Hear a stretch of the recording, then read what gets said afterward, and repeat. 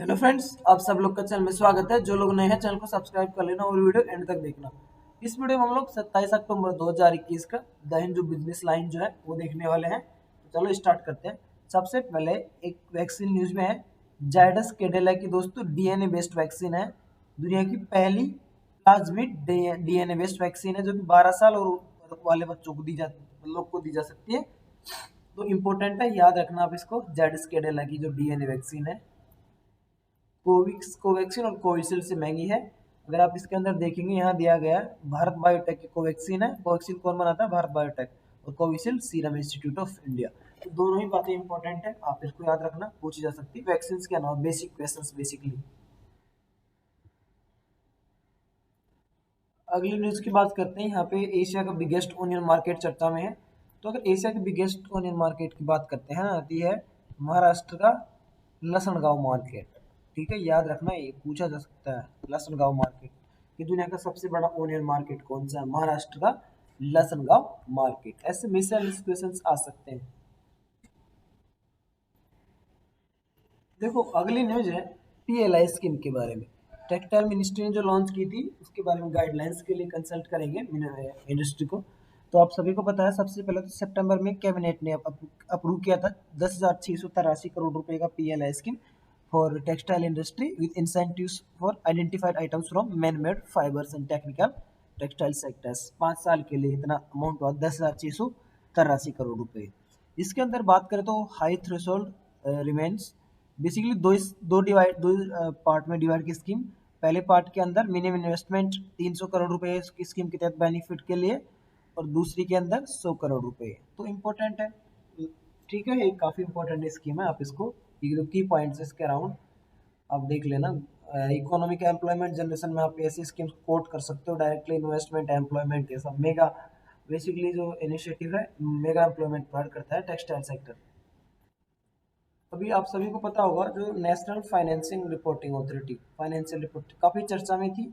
तो इसके अराउंड ही यहाँ पे जो NFRA के जो चेयरमैन है वो भी फिलहाल चर्चा में है, प्रोफ आर नारायण स्वामी। तो ऐसे क्वेश्चंस पूछ सकते हैं, आप इसको याद रखना। इस न्यूज़ के अराउंड की चीज़ें काफ़ी इंपॉर्टेंट है। अगर आगे चलते हैं हम लोग, तो देखो, ये जो न्यूज़ है अपन ने एग्रीकल्चर डिजिटलाइजेशन के ऊपर काफ़ी बातें हो चुकी है। एक मैंने एक आइडिया कॉन्सेप्ट पेपर भी शेयर किया था। तो एग्रीकल्चर डिजिटलाइजेशन से क्या होगा, कैसे किसको बचाना रहेगा, फार्मर्स का ट्रेडिशनल नॉलेज सेफ गार्ड रहना चाहिए। इसके अलावा इसमें ई चौपाल भी मेंशन किया गया है। तो डिजिटलाइजेशन के बारे में अच्छा आर्टिकल है, आप इस आर्टिकल को देख सकते हैं। और नाबार्ड वाली जनता स्पेशली इसको ध्यान रखे। नाबार्ड वाली जनता इसको ध्यान रखे। नाबार्ड वाली जनता इसको पढ़ लेना। ठीक है, आगे चलते हैं। उसके बाद में अपन ने ये देखा था, कुछ दिनों पहले ग्लोबल पेंशन इंडेक्स कवर किया था, उसी के बारे में आपस से आ गया। ग्लोबल पेंशन इंडेक्स में अपन को पता ही है कौन टॉप क्या था इसके अंदर। सब मर्सर CF इंस्टीट्यूट ने निकाला था। 43 कंट्रीज के लिए निकाला था इसके अंदर। इसके अंदर अगर बात करते हैं, फर्स्ट रैंक आई थी आइसलैंड की, और इंडिया की रैंक आई थी 40। सबसे खराब थाईलैंड 43। और इसके बाद में अगर बात करते हैं तो India list pension amount adequacy में 43, और सस्टेनेबिलिटी में 32, इंटेग्रिटी में 35। बेसिकली ये तीन पैरामीटर्स थे इस इंडेक्स के, एडिक्वेसी, सस्टेनेबिलिटी और इंटेग्रिटी। ठीक है, और उसके बाद में ये यहाँ पे दिया गया है basically highest in home ownership is silver lining for Indian retirees. तो इस इंडेक्स के अराउंड काफी बातें थे, अपन ने पहले भी देखा हुआ था। इस COP 26 चर्चा में आता ही आता है। तो इसके अराउंड काफ़ी आर्टिकल्स आ रहे हैं, तो आप ध्यान रखना COP 26 और क्लाइमेट चेंज के आसपास के। देखो, पेमेंट बैंक्स काफ़ी चर्चा में रहते हैं। तो फिनो पेमेंट बैंक्स ने फिर IPO लॉन्च किया। ये नई एंटिटीज थी जो कि कुछ सालों पहले ही लाइसेंस दिया गया था। तो बेसिकली बैंकिंग रेगुलेशन एक्ट के सेक्शन 22 के तहत नए बैंक्स को दिया जाता है लाइसेंस। तो पेमेंट बैंक्स क्या होते हैं, फीचर्स देख लेना। अपन बैंकिंग माई सीरीज में ऐसे कवर करने वाले भी हैं। देखो, ये बैंक चर्चा में रहते हैं, axis bank, Kotak Mahindra bank, ये सब बैंक के हेडक्वार्टर उनके जो चीफ आप देख लिया करो, Bajaj finance, Canara bank, central bank of India, और यहाँ पे एक इम्पोर्टेंट इनिशिएटिव आया है, वो अपन देख लेते हैं। Indian post payment bank and HDFC partners for home loans, इस इनिशिएटिव के अंदर देख लेते हैं। इसके अंदर अगर इनिशिएटिव की बात करते हैं तो यहाँ पे इनिशिएटिव का नाम तो दिया नहीं गया है, लेकिन आप इसको देख सकते हैं फ्रेंड्स, तो काफ़ी इम्पोर्टेंट है।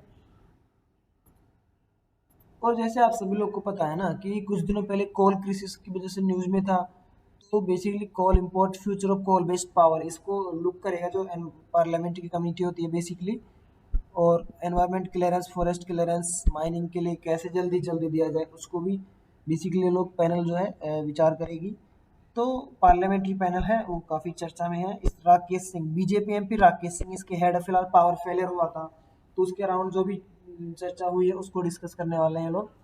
एजेंडा के ऊपर 12 इश्यूज ये लोग डिस्कस करेंगे। तो याद रखना पार्लियामेंट्री पैनल न्यूज में रहती है, इनके हेड कौन है। अब नेक्स्ट अपन बात करते हैं labour panel. Similarly labour panel भी है पार्लियामेंट्री की, वो बेसिकली जो PSUज हैं जिनके अंदर कॉन्ट्रैक्ट पे वर्कर्स हायर किए जा रहे हैं पैसे बचाने के लिए, प्रॉफिट बचाने के लिए, सब PSU में एक कल्चर सा ही हो गया है, सब हर कोई कॉन्ट्रैक्चुलाइजेशन जितना पोस्ट को कर सके उतना कर रहे हैं। तो उन सब चीज़ों से अगर क्या वर्क कल्चर पर इम्पैक्ट पड़ेगा, और बेसिकली इसके चेयरमैन है भारतुहरी मेहताब, लेबर पैनल चेयरमैन, याद रखना। इसके अलावा ESIC EPF एक्ट भी न्यूज में है, तो ये भी ध्यान रखना आप क्या एलिजिबिलिटी रहती है। और कोड ऑन सोशल सिक्योरिटी, जो नए कोड्स आए हैं ना वे, जो भी नए लेबर रिफॉर्म्स आए, नए कोड्स आए, वो इंपॉर्टेंट है, उनका आपको अंदाजा रहना चाहिए, क्वेश्चंस बनाए जाते हैं वहां से। अभी देख लेते हैं आज की लास्ट न्यूज, काफी इंपॉर्टेंट है, कल भी आया था कवरेज इसका, लेकिन कल मैंने इसको डिटेल में नहीं कवर करा था, आपको जस्ट एक टर्म बता देता। सबसे पहले तो राकेश सिंह अभी पावर मिनिस्टर है। इंडियन एनर्जी एक्सचेंज, ठीक है, इंडियन एनर्जी एक्सचेंज, इन्होंने लॉन्च किया है ग्रीन डे अहेड मार्केट, जो बेसिकली जो रिन्यूएबल कंपनीज है एनर्जी उसको बढ़ावा देने के लिए, बेसिकली इस इनिशिएटिव के तहत पावर है उसको एक्सचेंज के ऊपर बेचा जा सकता है। IEX generators are told to back down, यानी कि जब पावर की जरूरत नहीं रहती स्टेट गवर्नमेंट्स को, तो उस टाइम बेसिकली जो पावर को ट्रेड किया, एक्सचेंज पे ट्रेड किया जा सकता है।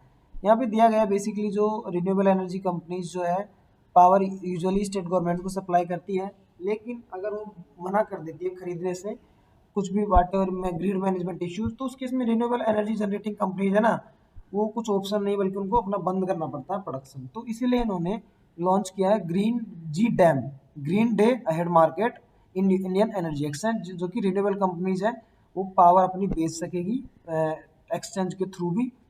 तो इन्होंने यही बोला कि sellers and buyers can submit sale और purchase bids during a window each day, the electricity will be delivered the following day. आज अगर एग्रीमेंट होगा तो अगले दिन इलेक्ट्रिसिटी आएगी, बेसिकली नेक्स्ट डे डिलीवरी रहेगी, ठीक है। इसके अलावा और भी दिया गया इसके अंदर, लेकिन काफ़ी इंपॉर्टेंट है, आपको यही बात याद रखनी है, पूछा जा सकता है GDM किसने लॉन्च किया है, क्या इनिशिएटिव है, ये सब चीज़ें। तो आई होप आप सभी को वीडियो अच्छा लगा होगा। तो अपन ने दोस्तों आज 27 अक्टूबर की जो इंपॉर्टेंट न्यूज़ थी, जो काम की न्यूज़ थी, वो अपन ने डिस्कस कर लिया बिजनेस लाइन की।